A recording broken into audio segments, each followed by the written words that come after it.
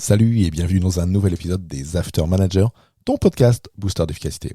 Je suis Fabien Muselet, dirigeant d'entreprise et coach, et j'accompagne les dirigeants comme toi dans leur quête de productivité et de leadership. Ici, dans ce podcast, entre deux coachings ou situations managériales, je vais te partager ma vision, mes outils et mes retours d'expérience que tu pourras utiliser chaque jour pour gagner en productivité, améliorer ton management et booster ton leadership. Aujourd'hui, je vais te parler d'une situation qui est arrivée dans une réunion de service la semaine dernière. On fait dans notre entreprise une réunion mensuelle avec l'ensemble des salariés. C'est quelque chose qui est important pour nous avec mon collègue dirigeant. C'est important pour nous parce que ça nous permet d'aller directement passer entre guillemets la bonne parole à l'ensemble de l'entreprise, à l'ensemble du personnel de notre PME. Pourquoi ? Parce que malgré qu'on ait des managers intermédiaires, on se rend compte que le management de proximité peut vite être pris dans le quotidien et parfois oublier d'aller porter des choses qu'on peut voir en réunion d'encadrement. Et puis ça nous permet aussi de travailler sur notre proximité puisqu'on est super proche de l'ensemble des salariés dans notre boîte. Et puis aussi d'avoir leur retour, leurs questions directement dans un moment qui du coup est désormais sacralisé dans l'agenda. Un lundi matin, 8h, toutes les 4 semaines. Dans cette réunion, on demande à chaque manager, chaque chef de service de présenter un sujet. En fait, on a une trame où chaque service passe l'un après les autres. Mon collègue et moi, on présente les indicateurs du service, les indicateurs de performance, qui sont pas mensuels. Et puis après, on demande donc du coup, comme je disais, au chef de service de présenter un sujet. Et l'autre fois, on arrive à un service et là, au début, je suis non pas choqué comme dans l'épisode d'avant là, sur ce dirigeant qui voulait pas d'ordre du jour dans les réunions et qui préfère des réunions de comptoir. Si tu l'as pas écouté, après celui-ci, je te conseille d'aller l'écouter. Non, j'ai été agréablement surpris parce que le manager en question, dont c'était le tour, avait préparé un PowerPoint. Un PowerPoint en, je dirais 5-6 slides, un truc qui était propre, un truc qui était bien fait. Et sur lequel, comme je dis, j'étais agréablement surpris. Je me suis dit, bon, c'est bien, il a pris un peu de temps pour préparer. Et là, le manager, il commence, il fait sa présentation, slide 1, voilà, il nous parle du sujet, slide 2, paf, et là, slide 3, il annonce une grosse bourde, une grosse boulette.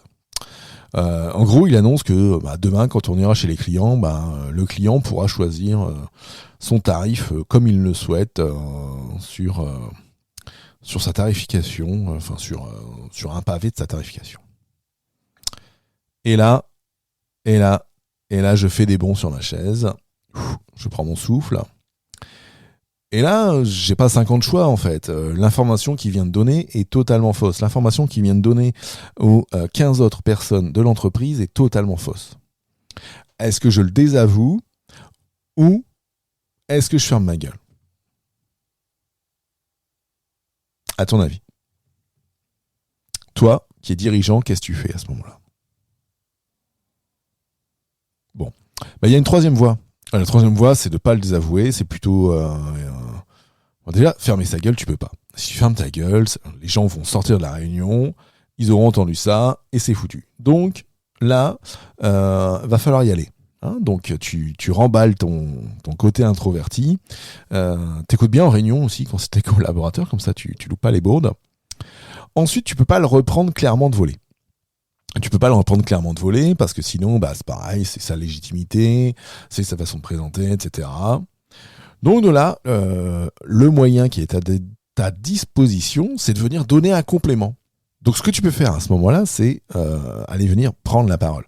Et plutôt, en coupant ou autre, en disant tiens, moi j'ai un complément à donner.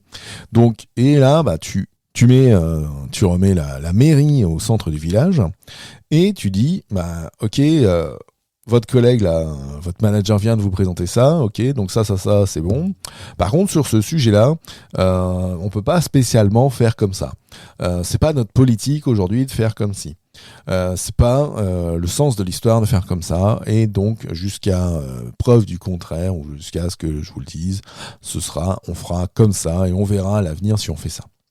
Voilà, donc il faut aller rattraper la bourde en l'adoucissant, sans aller y mettre trop. Bon. Moi, la morale que j'ai pu avoir avec ça, c'est qu'au-delà de la bonne surprise, il y a quand même un problème de préparation.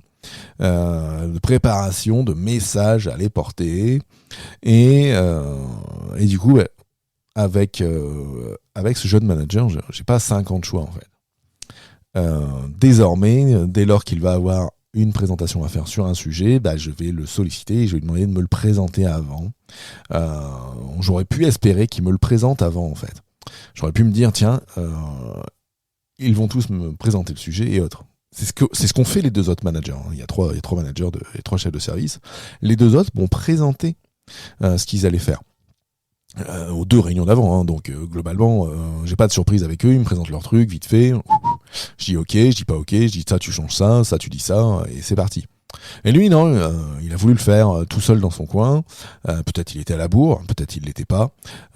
En tout cas, en 45 secondes, on aurait pu éviter un démenti, et peut-être que, je dirais, malgré toute la façon dont j'ai pu présenter les choses, forcément, les gens en face, les agents, les collaborateurs sont pas trop cons, et du coup, ont bien quand même senti qu'il y avait une bourde et qu'il avait fallu que je la rattrape. Bon. Donc, vois avec tes collaborateurs. Quand tu veux que tes collaborateurs présentent des sujets en réunion, peut-être une semaine avant, 2 jours avant, peut-être tu peux leur demander ce qu'ils ont préparé. Tu peux peut-être les solliciter si jamais ils ne le font pas. Après, s'ils sont clairement opérationnels, tu peux leur faire pleinement confiance, mais en tout cas sur des jeunes managers, sur des jeunes chefs de service, ou même sur des agents qui pourraient présenter des trucs, pense à aller leur demander avant. Ça évite pas mal de choses derrière, et ça te permettra, je dirais, d'améliorer ton leadership. Ça permettra de jouer ton rôle de leader, et pas celui que les autres veulent t'imposer. Voilà ce que je voulais te présenter aujourd'hui, échanger avec toi. Si tu veux en savoir plus sur l'univers After Manager, écoute, tu te rends dans les notes de l'épisode, tu cliques sur le lien tout en bas pour nous rejoindre sur Substack, et tu pourras t'abonner à la newsletter et en même temps venir commenter ce que tu as pensé de cet épisode. Allez, je te souhaite une bonne journée, je te dis à très vite. Ciao, ciao.